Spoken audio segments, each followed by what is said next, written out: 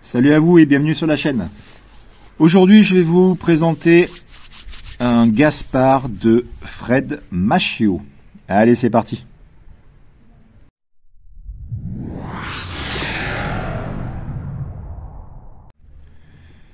Allez, on est parti pour une nouvelle présentation. Donc, ne vous inquiétez pas, je ne suis pas malade. Oui, je sais, ça faisait longtemps que je n'avais pas présenté de Macchio, mais je vais vite corriger cette erreur. Dès maintenant. Allez, c'est parti. Un modèle nommé le Gaspard. Alors là, on est sur du gros bébé. On est sur du gros bébé. On n'est pas sur du couteau de poche là. Enfin, pour moi en tout cas. Donc voilà, juste pour vous donner une idée, voilà. Je fais du 11 en gants. Oui, c'est bon. C'est une belle bête. On va commencer tout de suite par les dimensions. Il fait 22,8 de longueur. Hop. 22,8 de longueur. Tranchant de 10 cm. Une lame de 10 cm. Fermé 12,8. C'est un cran carré. Là au niveau de l'acier, on est sur une lame carbone 125 SC au niveau de l'acier.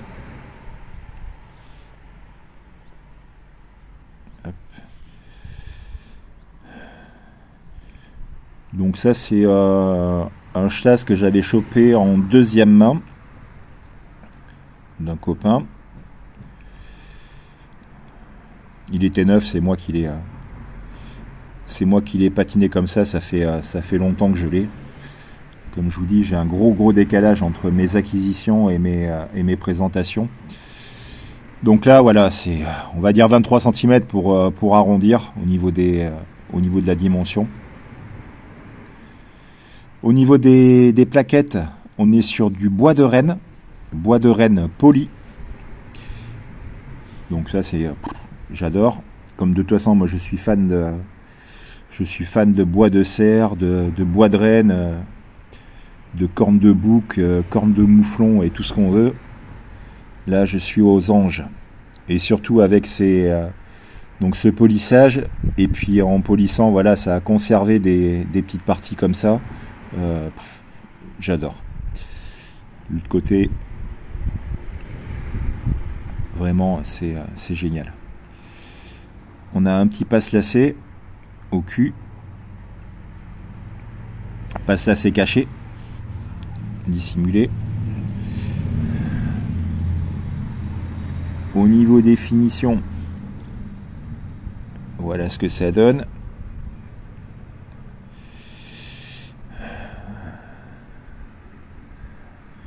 C'est du Macchio quoi.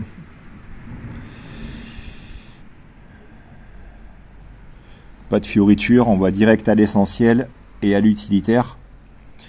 Donc ça, bon, c'est pas un couteau de poche. Ça, c'est un couteau qui, pour moi, c'est un couteau qui reste à la maison, que j'utilise bien sûr. Ça se voit, voilà, vu l'état de, vu l'état de la lame. Et non, je ne polis pas mes lames. Je ne touche pas à mes lames carbone, moi. Je les laisse vivre. Je les entretiens juste, je les nettoie et je les laisse patiner, je les graisse et elles font,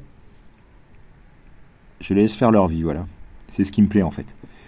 C'est ce qui me plaît dans l'acier carbone, c'est que c'est des lames qui évoluent dans le temps. On a d'une année sur l'autre en fait, on n'a pas la même lame parce que la patine évolue, la patine bouge, on le nettoie. Un jour tu as des reflets. Des reflets comme ça et puis 6 mois après ça a encore changé et je trouve ça magnifique. Donc ça, modèle Gaspard, eh bien, comme beaucoup de Macchio, voilà, vous le savez, à part les bugistes de clous et les dodus de clous, tout le reste, c'est compliqué à trouver. C'est voilà, comme beaucoup de bons artisans, ils sont prisés et ils sont chassés. On en revient toujours au même.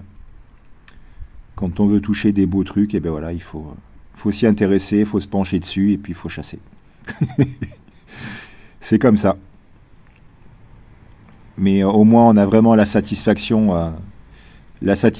quand on arrive à choper un couteau qu'on cherche depuis des mois, voire même des années pour certains. J'ai connu ça. Vraiment, quand on le chope, c'est le kiff, et on s'en lasse pas au bout de 2 jours comme un couteau qu'on a acheté sur Amazon, qu'on a acheté en 3 minutes sur Amazon. Voilà, pour moi, c'est vraiment la différence. C'est du vécu, quoi. Allez, je vous le montre. À côté du number 8. Hop. Je vais vous le montrer à côté d'un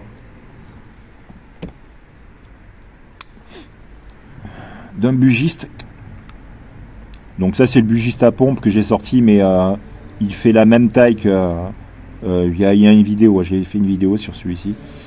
Il a la même taille que le bugiste normal, enfin classique à friction. Voilà. Vraiment ça, il déclinerait en taille un peu plus contenue, ça serait vraiment top. Il sortirait ça en 20 cm, vraiment ça serait génial. Ça serait vraiment une bonne idée parce que je trouve que le modèle est vraiment très très très joli. Et réduire la taille pour toucher un autre public, ou alors voilà, le même public mais qui voudrait un couteau, vraiment un vrai couteau de poche, ça serait pas con, je trouve. Après, ça c'est pas un modèle qu'il a fait beaucoup. Hein. On en a vu passer, mais voilà, c'est pas, ça sort pas à plein panier comme d'autres, comme son bugiste.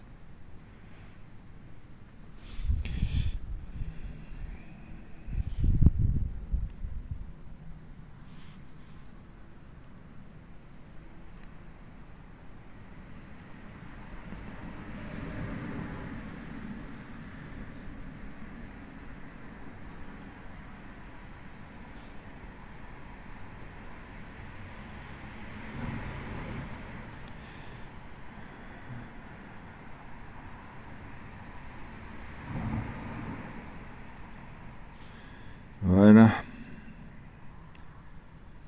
Vraiment, le bois de Rennes, c'est le seul couteau que j'ai dans ce matériau-là. C'est super.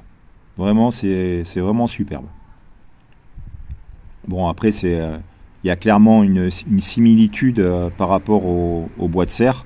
C'est sûr que si on nous le dit pas, bon. Mais j'ai l'impression, c'est mon impression à moi, que c'est plus compact en fait. Que c'est plus compact que c'est peut-être juste une impression, ou alors c'est ce modèle qui est comme ça, mais je sais pas. Voilà pour cette présentation d'un énième Machio. Je tiens à vous rassurer, j'en ai encore plein. Il y en a encore plein à présenter. Des modèles, encore des modèles différents, qui vont venir en leur temps. Allez, 9 minutes, c'est très bien. Donc là, j'ai oublié de vous dire, on est sur un, je sais plus si je l'avais dit, on est sur un cran carré. Hein. C'est pas un cran forcé, celui-ci, on est sur un cran carré. Allez, je vous quitte sur cette belle image de cette magnifique bête. Et le bois de Rennes en cette période de Noël, c'était d'actualité, je pense. Allez, ciao ciao.